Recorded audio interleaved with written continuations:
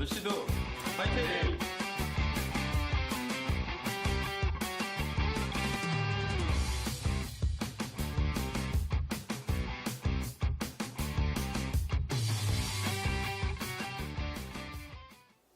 저희 회사 같은 경우도 이제 건설사 상대로 마케팅 기획하는 일이 주 업무고요. 신규로 지금 진행하고 있는 게 제가 7년째 하고 있는데 캐릭터 개발하고 있고 그다음에 이제 컨시어지라는 부분을 진행하고 있습니다. 그 부분이 이제 저의 나중에 꿈에 관계되는 일이다 보니까 제가 7년째 끝까지 추진하려고 하고 있습니다.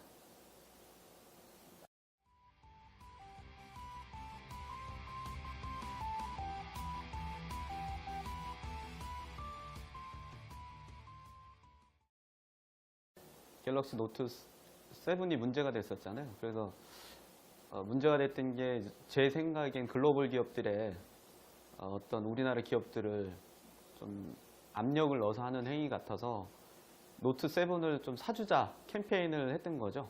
근데 단순히 삼성을 지원하는 게 아니고 그걸 통해서 또한 대기업들이 국민들이 이렇게 도와줘서 잘 될 수 있구나를 느끼게 해주고 싶었거든요.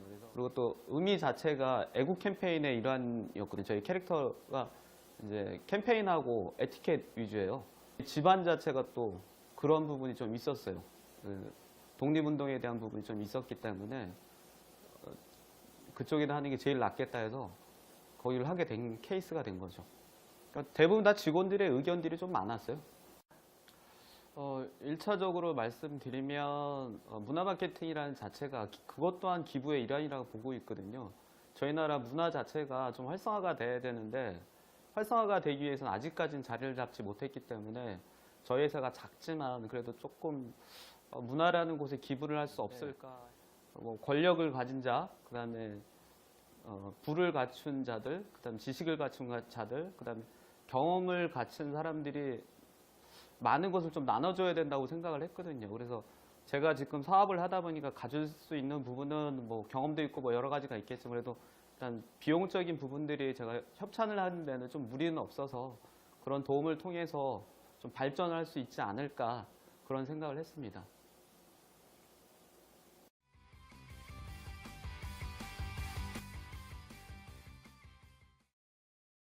불교에도 관심이 많고요. 그다음에 잘은 모르지만 예술 쪽에도 관심이 많았고 저희 회사 자체가 이제 기부라는 컨셉을 가지고 가다 보니까 이런 뭐 문화 쪽에 대한 기부도 해야 되는 게 맞다라고 판단이 되고 그래서 이제 예술의 전당 쪽에다도 예전에 한번 기부를 했고요. 어쨌든 뭐 저희 회사가 이번 계기를 통해서 좀 더 성장하면서 더 많은 후원을 할 수 있는 계기가 돼서 아주 중요한 계기가 됐다라고 생각합니다.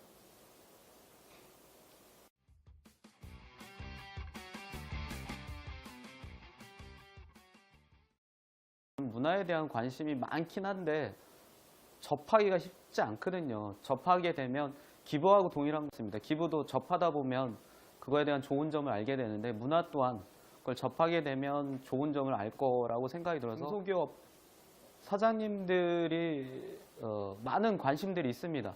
이분들 또한 후원할 수 있는 능력들도 되시는데 경험이 없다 보니까 그게 안 되거든요. 그래서 제가 뭐 미진한 힘이지만 저의 경험을 통해서 다른 중소기업 사장님들한테 이런 걸 좀 알려서 많은 중소기업 사장님들이 예술에, 문화에 후원할 수 있는 계기가 됐으면 합니다.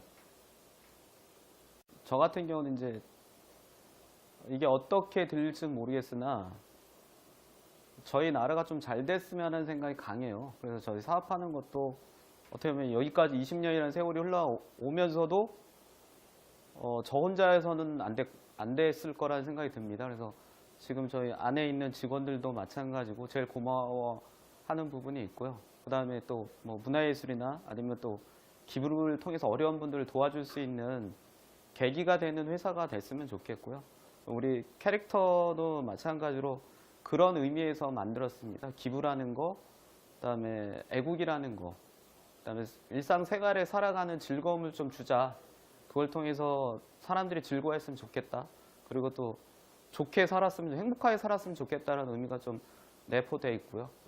기부재단을 하게 되면 기부를 많이 하는 분들한테 컨시어지 서비스를 무상으로 제공을 하려고 사실 미국에서 7년 전에 제가 라이센스를 받아서 진행을 했던 케이스거든요. 근데 아직까지는 그런 문화들이 잘 안 돼 있지만 곧 그런 문화가 되지 않을까라는 희망을 갖고 계속 전진하고 있습니다.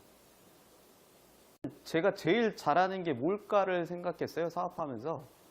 내가 제일 잘하는 게 뭐였지? 20년 뭐 지내왔지만 사업을 하면서 내가 제일 잘하는 게 뭘까 하다 고민하다 사업하는 분들은 대부분 다 새로운 아이템을 찾으려고 하거든요. 근데 그 아이템을 제가 제일 잘하는 걸로 하자. 그래서 생각해낸 게 저희 어머니하고 아버지한테 배웠던 걸 사업 아이템으로 잡은 거예요. 그 어려운 시기를 겪으시면서 어려운데도 불구하고 남 도와주시는 게 저희 어머니하고 아버지가 하셨던 부분이다 보니 어렸을 때부터 그 모습을 좀 봤었거든요. 그게 사실은 저한테는 계기가 됐었고요.